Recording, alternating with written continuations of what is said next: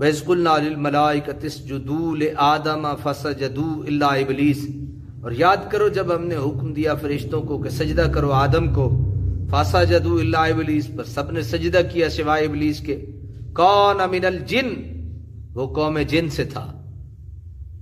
ابلیس کس میں سے تھا بھائی؟ جنوں میں سے تھا۔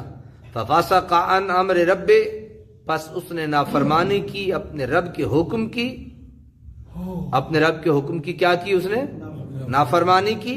أَفَتَتَّخِذُونَهُ وَذُرِّيَّتَهُ أَوْلِيَاءَ مِن دُونِي، اے اولاد آدم کیا تم بناتے ہو اسے اور اس کی ذریت کو، یعنی اس کی آل اولاد کو، اولیاء، اپنا دوست۔ اے اولاد آدم کیا تم شیطان کو اور شیطان کی ذریت کو، آل اولاد کو اپنا دوست بناتے ہو؟ من دونی، مجھے چھوڑ کر، مجھے چھوڑ دیتے ہو بندو، اور شیطان کے جو ہے وہ اس کو اس کے پیچھے چلتے ہو اور اس کی اولاد کے پیچھے چل پڑتے ہو۔ وَهُمْ لَكُمْ عَدُوٌّ، حالانکہ وہ سب تمہارے دشمن ہیں،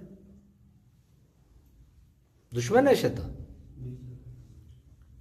بئس للظالمین بدلا، ظالموں کے لیے بہت برا بدلہ ہے۔ ظالموں کے لیے کیا ہے؟ بہت، ظالموں کے لیے کیا ہے؟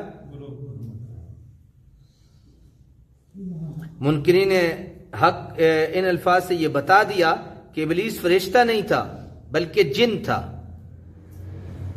کان من الجن، جنوں میں سے تھا، وہ فرشتوں میں سے نہیں تھا۔ پھر منکرین حق کو شرم دلائی جا رہی ہے کہ تم اپنے قدیمی دشمن ابلیس کا حکم ماننے کے لیے تو ہر وقت تیار رہتے ہو، لیکن اپنے مولا کریم کے احکام بجا لانے میں تمہیں بڑی تکلیف ہوتی ہے۔ اللہ تبارک و تعالی عمل کی توفیق عطا فرمائے۔